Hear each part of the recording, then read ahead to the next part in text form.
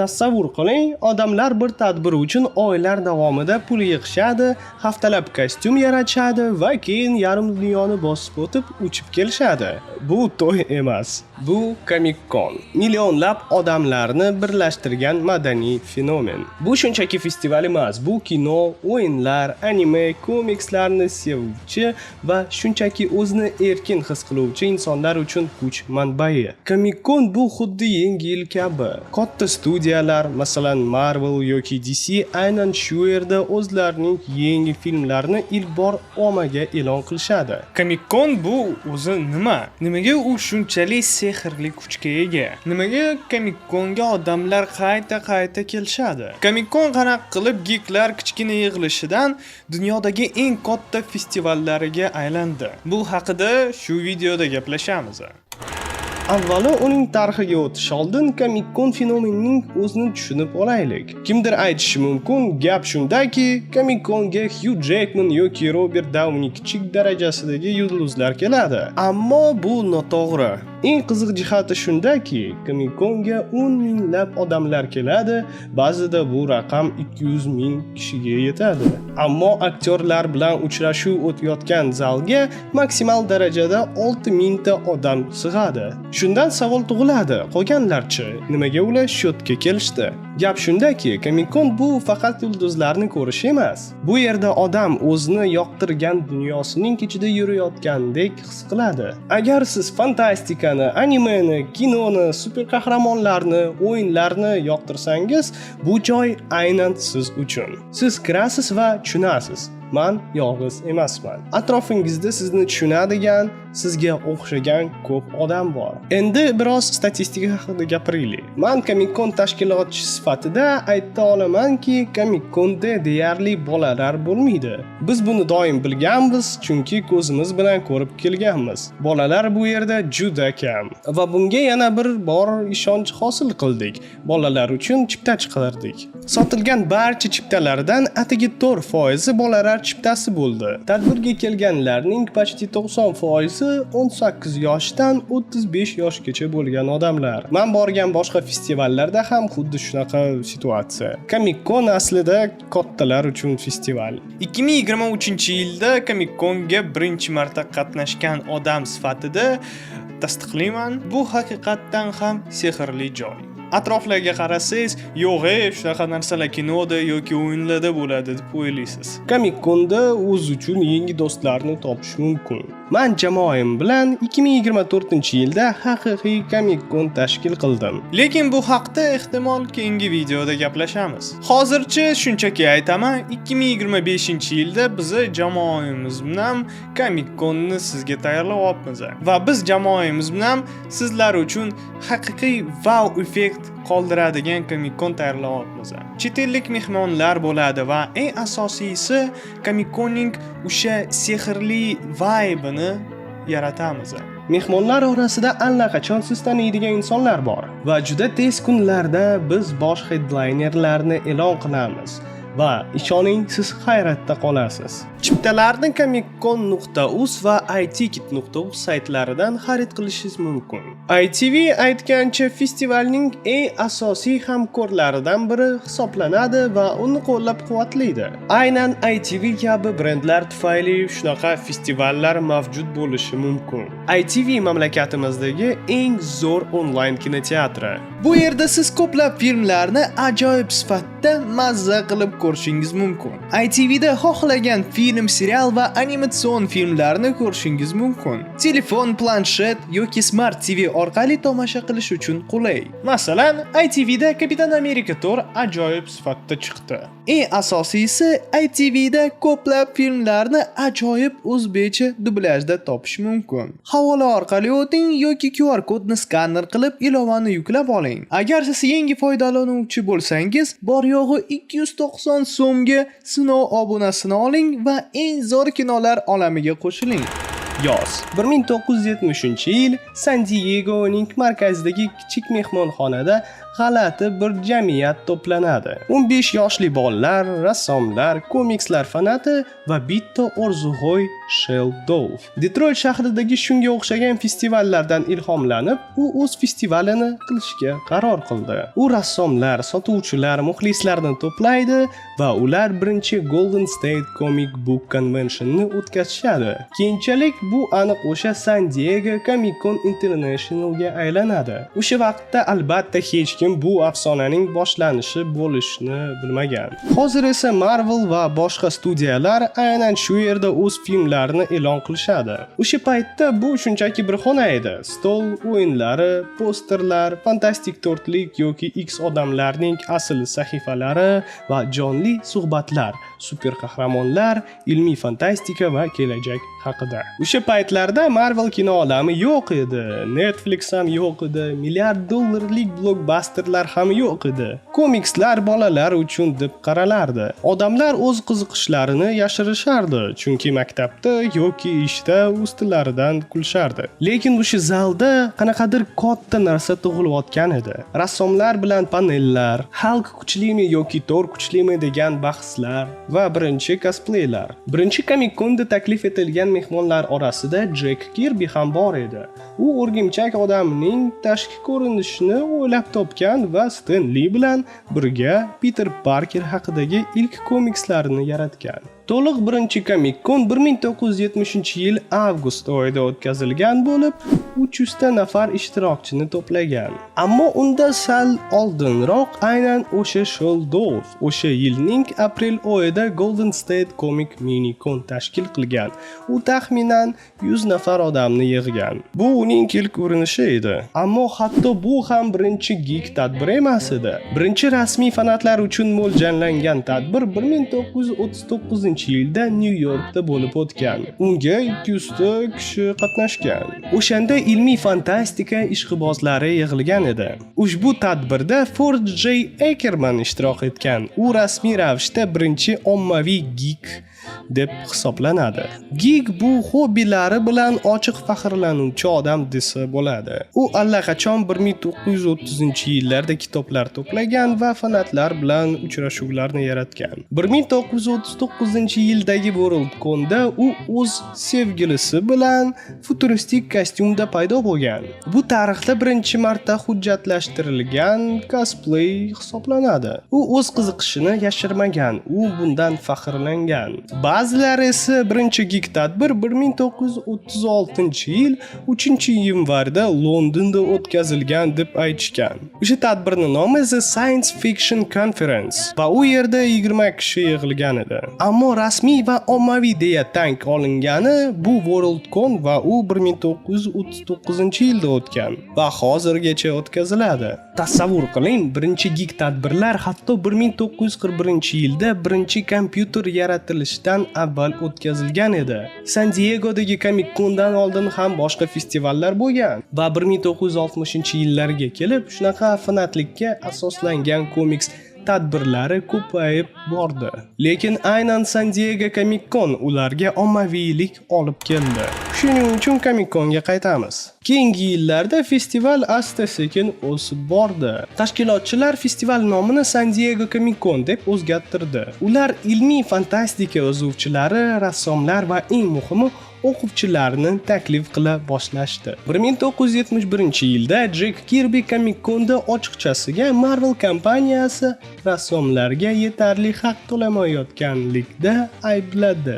O'sha 1971-yilda festivalga 500 ta kishi tashrif buyurdi. 73-yilda 800 ta nafar ishtirokchi bo'ldi. 75-yilda esa 1500 ta nafar odam qatnashdi. Aynan shu yillarda cosplay faol rivojlana boshladi. Ishtirokchilar festivalga qahramonlar liboslarida kela boshladi. Avval bu shunchaki qo'lda tikilgan niqobli o'rgimchak odam bo'lsa, keyinroq bu hunar rivojlanib, super qahramonlarga o'xshab kiyinish g'oyasi keng auditoriyaga yoqdi. 1975-yilda esa Stan Lee birinchi marta Comic-Conning maxsus mehmoni bo'ldi. Comic-Con tarixidagi birinchi haqiqiy burilish nuqtasi 1976-yilda yuz berdi. O'sha yilda festivallarga birinchi marta Gollivud qadam qo'ydi. Festivalga Lucasfilm vakillari tashrif buyurishdi. Ular o'zi bilan kemalar maketlari, posterlar va qanaqadir g'alati film Jedilar va Ulus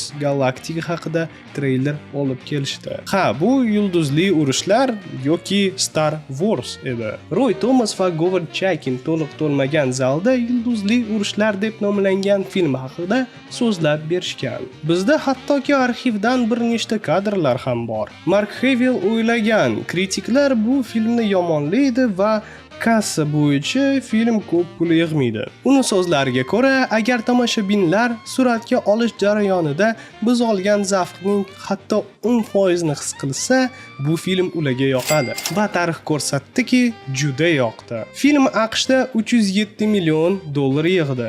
Dunyo bo'yicha esa jami 775 million dollar. Bu o'sha paytlarda kino uchun rekord edi. Agar inflyatsiyani hisobga olsak, o'sha 775 million bugungi kunda taxminan 3 milliard dollar bo'lardi. Ya'ni inflyatsiyani hisobga olgan holda bu film qasosqorlar Thor yoki Avatardan ham ko'proq pul olib keldi. Bu film Gollivuddagi birinchi mega hitlardan biri bo'lib, blockbusterlar davrini va zamonaviy franchiza modelini boshlab bergan. O'sha 76-yilda Comic-Conda 2500 ta kishi bo'lgan. Yulduzli urushlar chiqqandan keyin haqiqiy geeklar zamoni boshlandi. 78-yilda 3800 ta ishtirokchi, 79-yilda esa 5000 ta ishtirokchi bor edi. Odamlar endi fanat bo'lishdan uyalmaslikni boshlashdi. Comic-Con bu odamlar uchun haqiqiy uyga aylandi.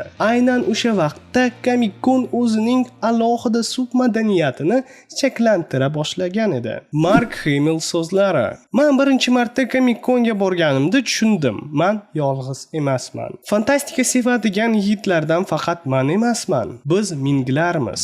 80-yillarda Comic-Con yanada tartibli va tashkil etilgan holga keldi. Eski Gollivud yulduzlari, ovoz aktyorlari, animatsiya studiyalari kela boshladi. Zallar bo'linib chiqildi. Rassomlar zali, savdo zali, kino zali, panel sessiyalar va eng muhimi, muxlislar soni ko'paydi. 82-yil 6000 ta kishi, 85-yil 9000 ta, 89-yil 13000 tadan ko'p.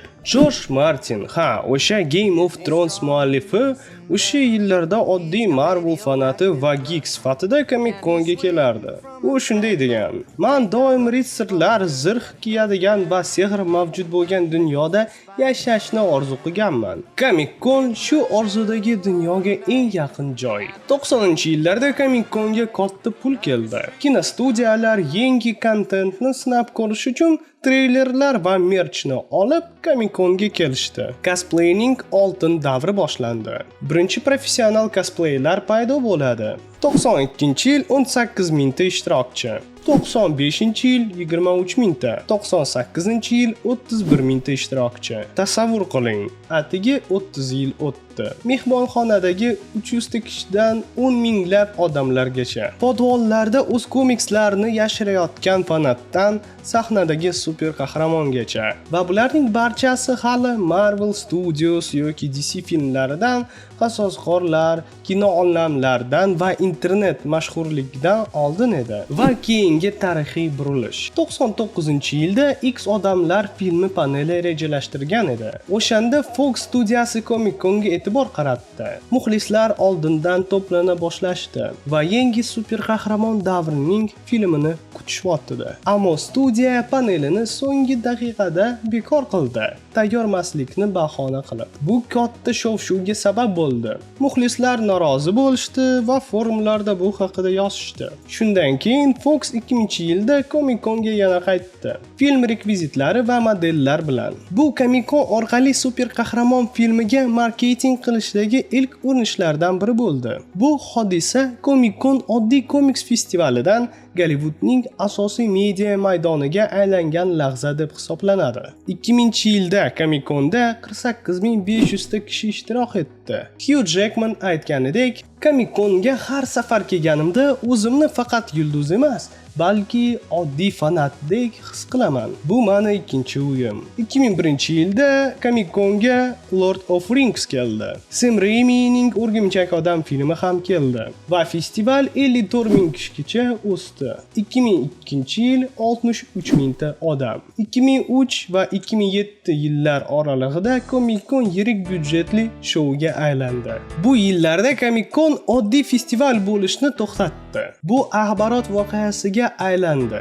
2007-yilda Marvel temir odamni Comic-Conga olib keldi. Festival 125 ming kishi yig'di. Gollywood tushunda, agar Comic-Conda paydo bo'lmasang, madaniyatdan tashqaridasan. Shundan so'ng Marvel har yili qayta festivaliga qaytaverdi. 2010-yilda qasosxo'rlar aktyorlar jamoasi to'liq ishtirok etdi. Comic-Conda 130 mingta kishi bor edi. Comic-Con anonslar tug'iladigan joyga aylandi. Comic-Con global brendlar jangi maydoniga aylandi. Marvel, DC, Star Wars, Netflix, HBO barchasi faqat Comic-Con uchun maxsus materiallar tayyorlardi. Biz, muxlislar, aynan Comic-Con zallarida bo'layotgan anonslar orqali yangiliklardan xabardor bo'lardik. Fanatlar o'z telefonlarida yozib, bu lavhalarni internetga chiqarishardi. 2013-yilda DC Batman Superman'ga qarshi filmini e'lon qildi. Xuddi shu yili Comic-Con tarixidagi eng esda qolgan daqiqalardan biri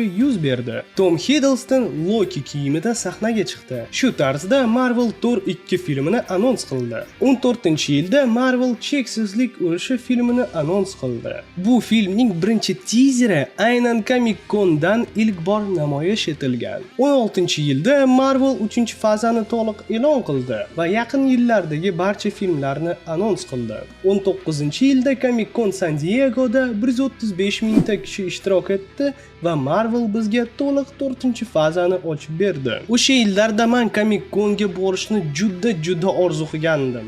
San Diegodan tashqari New York Comic-Con ham mavjud bo'lib, 2019-yilda 260 ming ishtirokchini yig'di. 90-yillarda boshqa festivallar ham San Diego Comic-Conga o'xshagan festivallarni takrorlashga urinib ko'rishdi. Ammo San Diego hali ham eng muhim va nufuzli festival bo'lib qolaverdi. 2000 va 2010-yillarda esa boshqa mamlakatlarda ham Comic-Con paydo bo'ldi. New Yorkdagi Comic-Con ilk bor 2006-yilda o'tkazildi. Kutilayotgan mehmonlar soni 10 ming atrofida bo'lishi kerak edi, ammo aslida 33 ming odam tashrif buyurdi. 2011-yilda Comic-Con ilk bor Hindistonga bordi va 15 ming kishi ishtirok etdi. 2014-yilda Comic-Con Moskvaga keldi va 157 ming odamni yig'di. Rossiyadagi Comic-Con eng katta Comic-Conlardan biri bo'lgan. 19-yilda 183 ming odam ishtirok etdi. 19-yil umuman olganda Comic-Conlar uchun eng